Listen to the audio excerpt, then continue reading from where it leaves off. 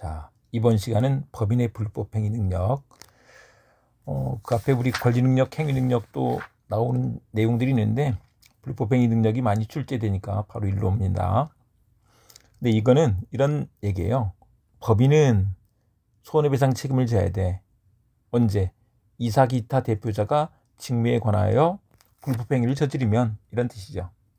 그때 이사 기타 대표자도 같이 손해배상 책임 져야 돼. 이때는 이제 둘이 부진정 연대 채무를 부담하게 되는 거죠. 그런데 2항, 이것은 법인의 목적 범위 외의 행위로 인하여, 그러면 법인의 불법행위가 되지 않는다는 거예요. 그랬을 때 그 사항의 의결에 찬성하거나 그 의결을 집행한 사원 이사 기타 대표자가 연대 책임을 지는 거야. 이렇게 되죠. 그런데 이것이 우리 사법인, 비법인 사단에도 그대로 유추 적용이 돼. 이렇게 되죠. 그 중에 특히 노동조합의 대표자가 불법행위를 저질렀을 때, 특히 불법쟁의행위, 그럴 때 많이 문제가 되죠.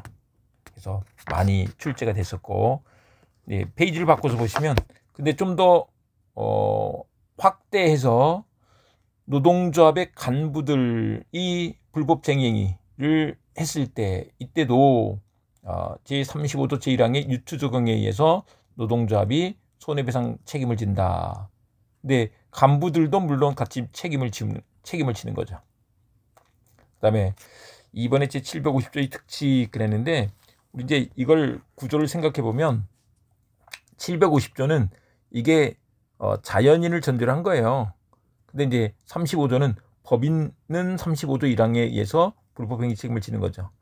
그 다음에 756조는 이게 사용자 책임이죠. 사고 친 사람이 피용자일 때, 근데 대표기관일 때는 이게 우리 35조로 간다. 그래서 대표기관은 사용자 책임으로 가는 게 아니야. 이렇게 되죠. 그 다음에 이제 공무원이 그랬을 때는 국가배상법 제2조로 가는 거죠. 이렇게 되고, 성립요건에서 이사 기타 대표자, 그래서 대표기관의 행위였어야 돼요. 따라서 대표권 없는 이사는 법인의 기관이긴 하지만 법인의 불법행위가 되는 건 아니죠. 근데 법인 대표자 그러면 명칭이나 직위 여하, 등기되었는지 여부, 이런 거 안 따진다. 그래서 법인을 실질적으로 운영, 사실상 대표, 그런 사람들도 다 포함된다라고 한다. 근데 그 대표기관으로 우리 외운 사람이 있죠. 임특별청산이다. 임특별청산 직대, 이런 사람이 그렇다. 그러니까 사원총회나 감사 같은 경우는 대표기관이 아니잖아요. 법인의 불법행위가 성립하는 것은 아니죠. 우리 대리인도 마찬가지예요. 지배인, 임의대리인, 이런 사람들도 마찬가지로 법인의 불법행위 책임이 아니고, 이런 경우는 이제 756조 사용자 책임으로 간다, 이런 얘기죠. 그래서 하시고, 대표자가 했을 때는 35조, 피용자가 했을 때는 756조로 가서 사용자 책임이 성립한다. 이 구조를 정확하게 알아두셔야 됩니다.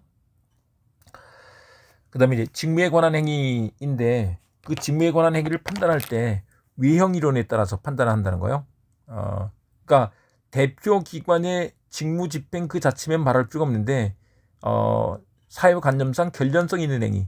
그래서 이걸 밖에서 봤을 때 이 사무집행, 직무집행으로 보이면 된다는 거죠. 그것이 사리를 도모하기 위한 것이었거나 법령의 규정에 위배된 것이었다 하더라도 마찬가지로 그렇다. 이렇게 되는데, 외형 이론을 또 제한하죠. 근데 그것을 만약에 피해자가 아니라는 걸 알았거나 중대한 과실을 몰랐어, 그러면 손해배상 책임을 물을 수 없다, 이렇게 된다. 그 원리예요. 그냥 알았거나 중과실, 악의 또는 중과실일 때는 법인의 불법행위 책임이 성립하지 않는다.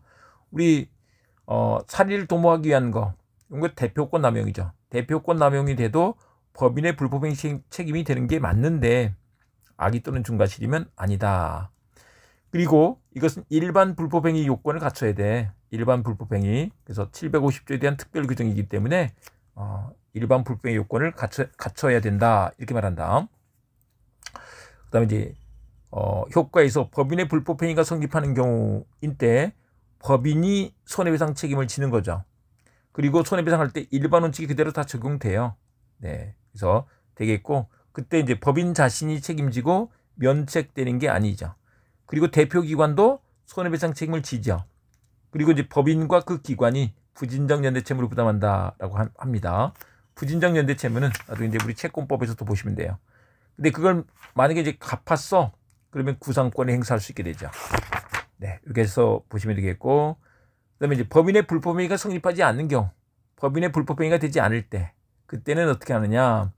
그 의결에 찬성하거나 그 의결을 집행한 사원 이사 기타 대표자가 연대 책임을 진다는 것입니다. 이게 공동불법행위의 특칙이다. 이렇게 되죠. 네, 다음 시간에 이제 이사 공부하도록 하겠습니다.